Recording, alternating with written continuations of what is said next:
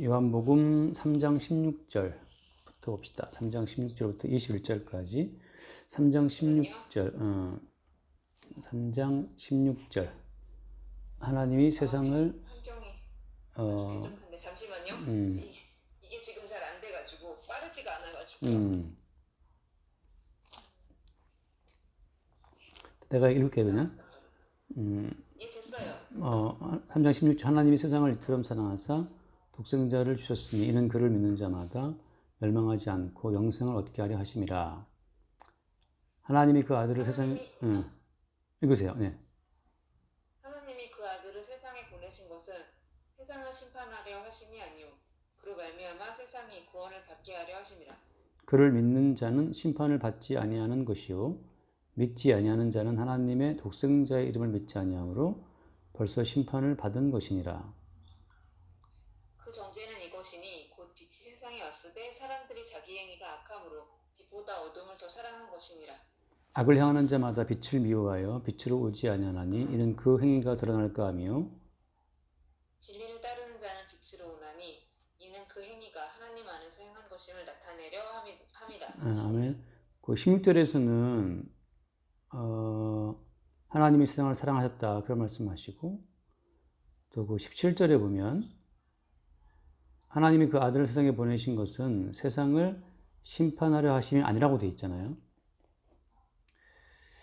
세상을 심판하려 하심이 아니라 세상이 구원을 받게 하려 하심이다 이렇게 말씀했는데 그 다음 절 말씀 보면 독생자의 이름을 믿지 아니함으로 벌써 심판을 받은 것이니라 이렇게 말씀하시거든.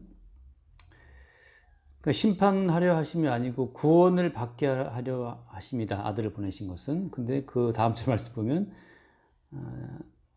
독생자의 이름을 믿지 아니함으로 벌써 심판을 받은 것이다. 이렇게 말씀하고 있어요. 그래서 이 흔히 말하는 일반적인 사랑, 하나님이 세상을 사랑하신다라고 말할 때 그 사랑이라는 것은 심판이 없는 우리가 원하는 사랑, 우리를 심판하지 않고 우리를 좋게 대우해 주시는 사랑, 우리의 꿈과 희망을 이루어 주는 하나님 그렇게 생각할 수가 있는데 그렇지 않다는 거죠. 그래서 참 이게 용어가 사람들이 덥석 물면 지 입맛 좋은 대로 오해하기 딱 좋은 용어로 되어 있지만 실제 이제 성경의 앞뒤 문맥을 보거나 성경의 큰 흐름을 보게 되면 하나님의 사랑이라는 것은 반드시 심판을 전제한다는 전제라기보다도 한쪽이 사랑을 받으면 한쪽은 심판을 받게 돼 있어요. 혹은 사랑이라는 건 마찬가지지 심판을 이게 뭐라 전제를 해야 되나 아무튼 사랑이라고 하는 것은 심판이라고 하는 대가를 지불한 이후에 주어지는 거라는 거야. 예를 들면 지금 오늘 이 말씀이 하나님이 세상을 이처럼 사랑하사 이런 말씀 주신 거 앞부분에 무슨 말이 나와요? 앞부분에 보면 그 노뱀을 장대에 달았던 그 모세 때 그때처럼 인자가 들려야 한다 말씀하시거든. 근데 노뱀이 왜 들렸어요? 노뱀이라는 것은 아무튼 민수기 말씀 보면 나오지만 이스라엘 백성들이 불평하잖아, 원망하고. 그래서 하나님께서 불뱀 보내서 막 죽게 했다고. 그러니까 이스라엘 백성들이 하나님의 어떤 조치에 대해서 불만이 많아서 원망할 때 하나님 불뱀을 보내서 물게 해서 죽게 했잖아요. 그래서 불뱀에 물려 죽어가는 그 사람들이 모세가 만든 노뱀을 쳐다보면 살았단 말이야. 그러니까 일단은 하나님은 불뱀을 보내서 이스라엘 백성들을 죽이시는데 그 죽이시는 가운데에서 노수로 만들어진 노뱀을 쳐다보는 자는 살았다는 거지. 그러니까 일단은 전제는 뭐냐면 너희들은 하나님의 사랑은 온데간데 없고 일단 하나님의 심판을 받아서 몽땅 죽어야 하는 자라는 사실을 먼저 깔고 난 이후에 그 이후에 노뱀을 만들어 달았을 때 그걸 쳐다보는 사람이 살았단 말이야. 그럼 이건 뭘 말해주는 거예요? 현재 지금 있는 나, 기존에 있는 나, 지금 존재하고 있는 나 자신의 어떤 유익을 위해서 하나님을 쳐다보는 것은 그냥 사랑이 아니라는 거죠. 이스라엘 백성들이 광야에서 하나님을 원망한 이유는 뭐 때문이냐면 살기가 너무너무 힘들어서잖아. 힘들어서. 지금 살기가 힘들어 어때요? 지금도 살기가 요즘에 어떻게 살만해요? 아니면 힘들어요? 살만하고 힘들다 하죠. 아유 힘들잖아. 또 날씨가 또 안 좋고 거의 죽으면 날씨가 너무 더운데 살만하지가 않거든. 답을 얘기하지 않아. 그러니까 살만한 때도 있고 괜찮을 때도 있고 왔다 갔다 한다고. 밤에 에어컨 끄고 자면 좀 살만하더라고. 근데 기본적으로 인생 자체가 이게 고통스러운 땅이라는 것은 뭐 창세기부터 이제 증거해주고 있는 거니까. 그러니까 하나님이 에덴 동산에 추방된 다음부터는 다 고통스러운 인생이에요. 그러니까 에덴에서 추방됐다라고 하는 그 하나님의 그 저주받았다는 그 저주성을 보여주는 것이 고통스러운 인생이라고. 그러니까 말하자면 왜 인생이 힘드냐? 그것은 모든 인간들이 이미 하나님의 말씀을 배반해서 쫓겨난 자라는 사실을 보여주는 반증이에요. 교도소가 힘들어요, 살만해요? 교도소는 힘들거든. 왜냐하면 범죄했기 때문에 거기다 가둬놓은 거니까. 자유가 없잖아요.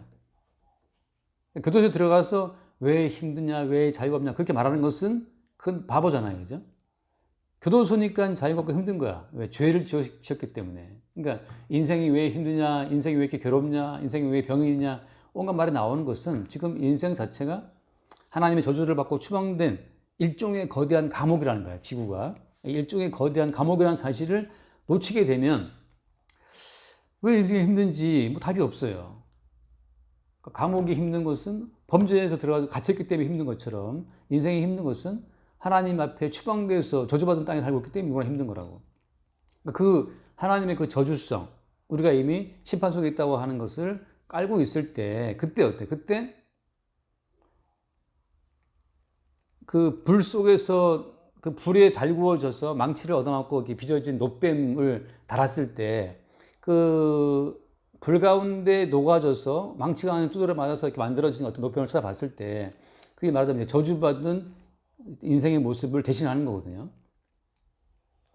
그래서 누구든지 놋뱀을 쳐다본 전 살았다는 말씀처럼 자기 자신의 저주성을 인정하는 자만이 십자가의 저주성을 인정할 수 있어요. 그러니까 이건 무슨 말인가 하면 내가 지금 살만한데 나의 살만한 인생의 플러스 알파의 요인으로 십자가 예수를 내가 믿겠다라고 하는 것은 많은 행복의 요인 가운데 하나로 예수를 붙잡는 거잖아요. 그죠? 그러니까 자기의 저주성, 자기의 심판받아 마땅한 그 형벌 자체를 인정하지 않고 예수를 바라보는 것은 전부 다 하나님 사랑에 대한 오해라는 거죠. 오해. 일단 하나님의 사랑은 우리의 심판, 우리의 저주, 우리의 죽음을 전제하고 나서 그 죽음 대신 죽은 예수를 바라보게 하는 과정 속에서 하나님의 사랑이 이제 발생이 되는 거거든요.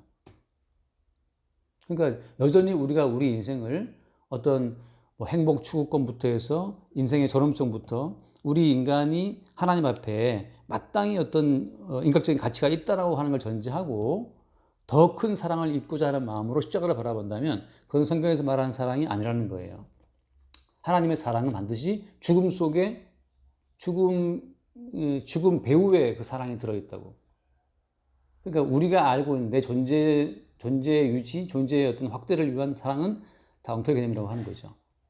그래서 오늘 그런 말씀인데, 그러니까 앞에 그 놋뱀 달린 그 모세의 사건을 말씀하시면서 예수님이 인자가 들려야 한다라고 말씀하시는 것은 바로 그 십자가 못 박혀 죽으신 예수 그리스도를 통해서만 하나님의 사랑이 우리 가운데 드러난다고 하는 거죠. 그래서 그러기 때문에 그 18절 말씀에 그를 믿는 자는 심판을 받지 않지만 믿지 않는 자는 하나님의 독생자의 이름을 믿지 않으므로 벌써 심판을 받은 것이니라 라고 말씀하고 있다고. 그러니까 이게 사랑이라고 말씀하시면서 오히려 어때요? 이제는 독생자 예수를 믿지 않으면 이미 심판 가운데 있다 이렇게 말씀하시거든. 이게 사랑한다는 거야, 안 한다는 거야, 미워한다는 거야. 우리가 아는 사랑이라고 하는 것은 내 모든 죄를 그저 용서해 주는 거거든. 그래서 그런 우스갯소리 있잖아요. 미는 보자마자 용서가 된다. 뭐 그런 말도 있어요. 뭐 예쁨은 용서라 그러는데 그건 우스갯말이고 성경에서 말하는 하나님이 사랑이다라고 말씀하시지만 심판이 여전히 있다고 하는 것은 독생자의 이름을 믿지 않으면 심판이 있다라고 말씀하심으로써 하나님의 사랑이 그 심판의 배후에, 다시 말하면 십자가라고 하는 유일한 통로를 거쳐서만 사랑이 드러난다는 거지. 그래서 사실 이 사랑이라는 것 자체는 우리가 알고 있는 사랑하고 완전 달라요, 개념이. 하나님의 사랑은 먼저 우리를 죽이는 쪽으로 다가와요. 우리를 죽이고 우리 속에 그러니까 잠재되어 있었던 하나님에 대한 그 모든 반항심, 우리를 얼마나 사랑하는지 자기 위주의 사랑을 갖고 있는 그 마음 자체를 다 까발리면서 하나님 사랑을 드러낸다고 하는 거죠. 그래서 그 19절 말씀 보면 그 정죄는 이것이다 그렇게 말씀하셨거든. 정죄는 이것이다. 그러니까 지금 앞에 사랑 말씀하시고 지금 심판 얘기하고 정죄 얘기하고 결코 그것은 우리가 볼 때는 사랑이 아닌 거예요. 심판, 정죄는 이것이다. 뭐냐 하면 빛이 세상에 왔을 때 사람들이 자기 행위가 악함으로 빛보다 어두움을 더 사랑한 것이다. 여기서 빛이 왔는데 어때요? 사람들이 왜 어둠을 더 사랑해? 빛보다? 자기 행위가 악하기 때문에. 그 말은 무슨 뜻이에요? 예, 그 다음 절에 나오는데 20절 말씀에 20절에 보면 악을 행하는 자마다 빛을 미워하여 빛으로 오지 않는다. 이게 무슨 말일까? 악을 행하는 자마다 빛을 미워해서 빛으로 오지 않는다. 이것을 예수님께 대입하는 무슨 말인가? 예수님이 빛이잖아요. 그죠? 예수가 빛인데 그 예수께 사람들이 오지 않아. 왜 오지 않아요? 예수님께서 주장하시는 건 뭐야? 너희들의 개별적인 선함이나 개별적인 경제 가치는 아무 의미가 없다. 나를 믿는 자, 노뱀처럼 높이 들린 인자를 믿는 자에게만 정죄가 지나가고 심판이 지나가고 하나님의 사랑의 빛이 쏟아져 비친다라고 말씀하시는 거거든요. 그러니까 인간은 존재 자체가 지금 하나님의 심판 대상이고 이미 형벌을 받고 감옥에 수감된 죄인이 처지기 때문에 아무리 인간들이 개별적인 노력을 한다 하더라도 하나님의 사랑에 이를 수가 없다는 걸 말씀하고 있어요. 그럼 오직 뭐냐? 오직 그 너희들을 대신해서 저주를 받고 죽는 나를 바라볼 때에만 하나님의 사랑이 있다고 말씀하시는 거거든. 그러니까 이건 지금 무엇을 부인하는 거라고? 개별적인 인간의 존재 가치나 개별적인 인간의 행위의 가치를 다 부정하는 거예요. 부정하고 대신 죽은 나 예수를 믿는 자에게만 생명이 있다 이렇게 말씀하시는 거거든. 그러니까 자기의 존재 가치나 행함의 가치를 붙드는 사람의 경우에는 절대 이 빛 대신 예수께 올 수가 없지. 왜? 빛 대신 예수께 가려면 자기 자신의 행위와 존재 가치를 부정해야 되니까. 어떤 식으로? 이거는 뱀에 물려 죽어마땅한 자로 자기의 존재 가치를 인정해야 되는데 그렇게 자기 자신을 쓰레기로 인정할 자가 없는 거죠. 그래서 예를 들어서 그 청년 부자 같은 경우에 나오잖아요. 복음서에 보면 나오지만 청년 부자가 어렸을 때부터 모든 계명을 지켜서 자기의 존재 가치를 최대한 다듬고 확대해온 사람이거든. 바람 피지 않고 술 먹지 않고 토색하지 않고 최대한 자기 인생을 잘 이렇게 예쁘게 가꿔온 사람인데 예수님께서는 그 사람의 그 고이고이 시켜온 존재 가치에 구멍을 내잖아요. 그래서 네가 계명을 시켰는데 모든 소유를 팔아서 가난한 자에게 주고 따라와라. 그렇게 말씀하심으로써 그 인간의 존재 가치가 하나님께 나올 수 없다라고 하는 그 실상을 주님이 이제 이렇게 폭로하시는 거거든요. 사실 복음이라는 것은 매일매일 우리의 존재 가치를 폭로하는 거야. 어떤 식으로? 하나님의 정죄와 저주가 합당하다는 식으로 우리의 존재 가치를 폭로하시는 것이 그게 말하자면 복음이 하나님 말씀이 계속 우리에게 이렇게 불어오는 하나의 목적이에요. 그래서 이 말씀의 지적질 앞에서 말씀의 책망 앞에서 나라고 하는 존재 가치는 불뱀에 물려서 죽어도 뭐 마땅하다라고 하는 것을 인정하는 자. 그 말은 무슨 말인가 하면 내가 행한 모든 것에 아무런 가치와 의미가 있어요, 없어요? 아무런 가치와 의미가 없어요. 혹시 뭐가 의미가 있을까? 어떤 사람은 유명한 작품을 남겼다. 그게 의미가 있나요? 사람들이 이 땅을 살아갈 때 그 위대한 작품을 보고 칭송하고 뭐 의미를 찾는 말이지. 하나님 앞에는 그게 아무런 의미가 없어. 그냥 쓰레기에 불과한 거지. 언젠가 이 모든 이 세상을, 이 땅을 하나님이 불로 불태우실 때 남길 것이 아무것도 없어요. 하나님이 물로 세상을 심판할 때에는 노아 식구들과 더불어서 그 속에 노아 방주 속에 있는 정결한 짐승을 남기셨거든. 그러니까 노아 방주 속에 있는 정결한 짐승을 통해서 정결한 짐승이 제물이 되어서 번제로 불태우실 때 그 번제 한기를 해명하시고 주님께서 여전히 인간들을 향한 사랑을 보이신단 말이지. 그런 것처럼 물로 싹 덮어서 방주만 둥실 띄웠던 것처럼 하나님이 이 땅 가운데 남길 가치, 이 땅 가운데 어떤 가치 있는 것은 아무것도 없어요.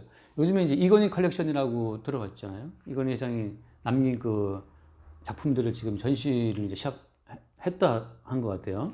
그거 보려고 사람들이 뭐 무척 많이 몰려들고 그러는데 이건희 컬렉션 그거 뭐 아주 비싼 작품들이 무척 많나 보더라고.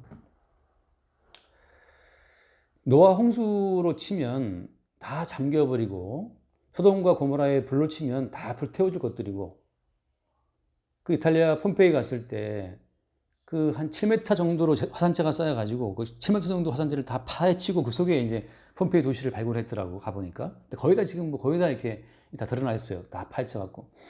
근데 그렇게 이거니 컬렉션이니 뭐니 모든 것이 다 화산재에 7m, 10m 덮여버릴 것에 불과하다는 거지.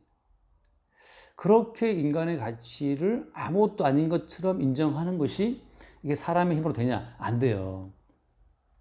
그래서 성경은 항상 말하는 것이 계시의 종결 지점, 십자가에 죽으신 예수 그리스도께서 성취해 놓으신 그 성취의 지점으로부터 역으로 모든 걸 거꾸로 이제 해석해 나가는 거야. 아브라함, 이삭, 야곱 전부 다 마찬가지지만 계시의 종결 지점은 십자가에 죽으신 예수 그리스도를 말미암아서 그 십자가에 죽으신 예수를 보여주고 증거하는 긴 팔처럼 말이죠. 긴 손처럼 나타났던 하나 모형적인 사건들이라고. 그래서 예를 들어서 뭐 아브라함 사건, 이삭 사건, 요셉 사건 그 모든 게 다 계시적인 사건인데 계시 사건이라는 것 자체는 계시의 실체이신 예수를 증거하기 위해서 미리 등장했을 뿐이에요. 역사적으로. 계시 가운데서는 예수 십자가 사건이 먼저고 역사상으로서는 뒤늦게 표현됐을 뿐이라고. 그런 것처럼 지금 오늘 말씀 마찬가지예요. 악을 행하는 자는 빛을 미워해서 빛으로 안 온다. 다시 말해서 어때요? 빛이란 건 예수님이기 때문에 악을 행하는 자마다 예수님을 미워해서 예수께 안 와요. 왜 안 오냐 하면 그 행위가 드러날까 하며 자기들의 행위가 아무런 가치가 없다는 것이 드러날까 싶어서 오지 않는 거거든.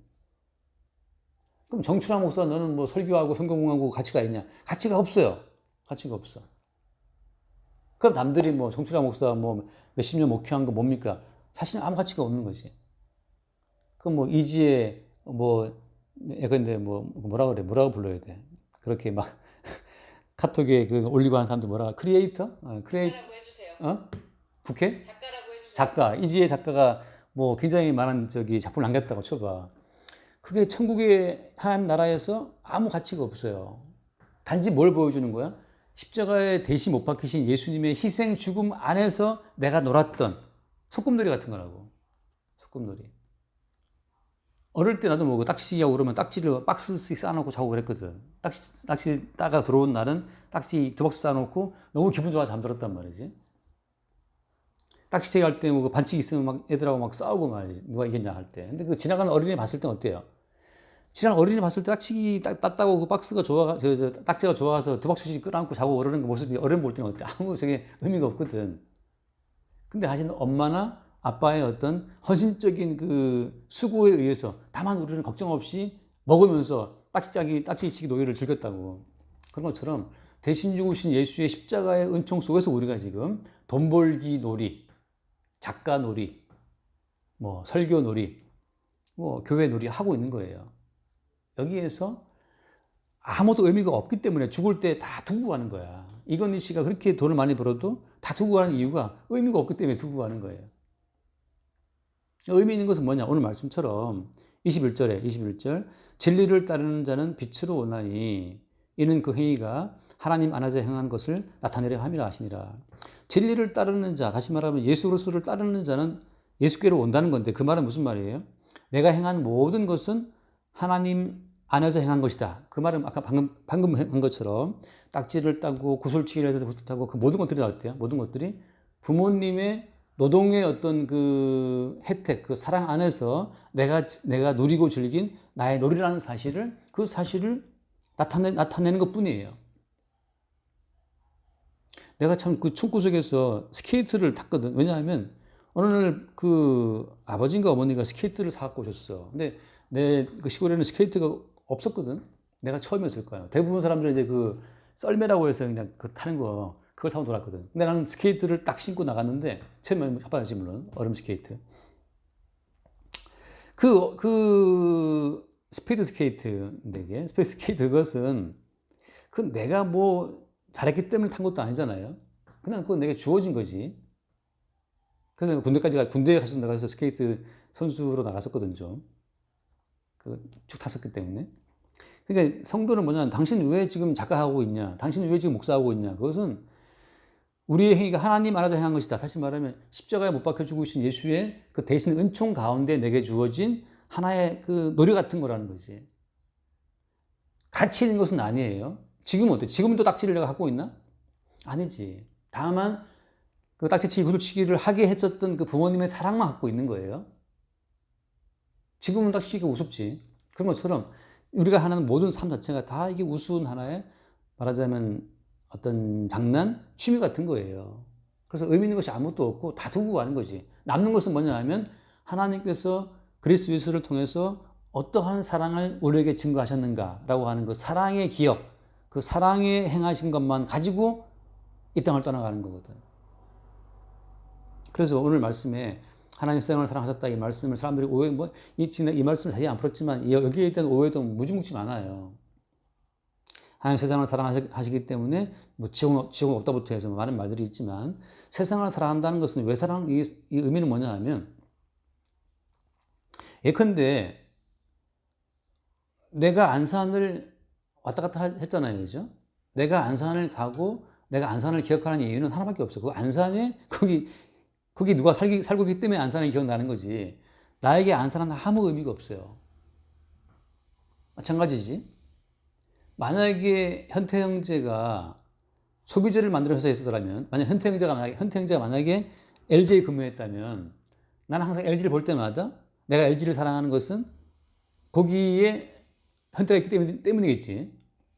그런 것처럼 하나님이 세상을 사랑하신다는 그 말은 이 세상 가운데에서 하나님이 사랑하시는 자기의 백성이 있기 때문에 사랑하시는 거예요. 그래서 요한복음 뒤에 보면 나오죠. 요한복음 예를 들어서 요한복음 15장에 그런 얘기 나오잖아. 요한복음 15장에 보면은 저 안 썼을게요. 응? 아니. 오케이, 내가 읽을게 그냥. 요한복음 15장 18절 말씀 보면 세상이 너희를 미워하면 너희보다 먼저 나를 미워한 줄을 알라. 너희가 세상에 속하였으면 세상이 자기 것을 사랑할 것이나 너희는 세상에 속한 자가 아니요 도리어 내가 너희를 세상에서 택하였기 때문에 세상이 너희를 미워한다. 이래서 세상과 예수의 제자 백성들을 분리를 해요. 세상 가운데 섞여 살고 있지만 나는 세상에서 내가 너희를 택했다.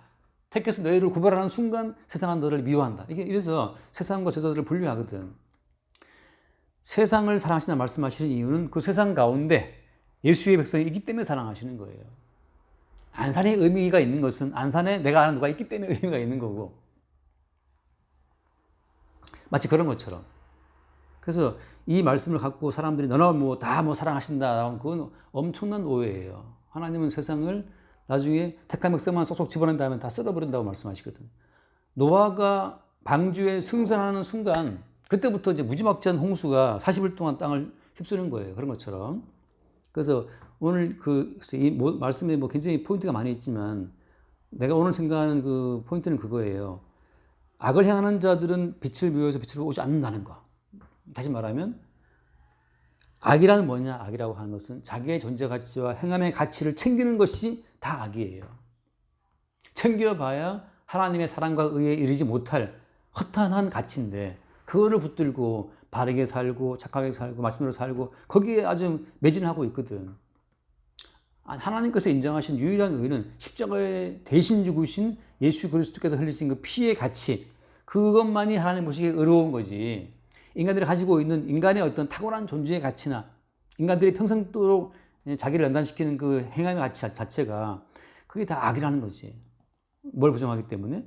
하나님이 인정하신 유일하신 의, 독생자로 이 땅에 자기 목숨 바치신 그리스도 예수의 의를 거부하기 때문에 그게 악이라는 거예요.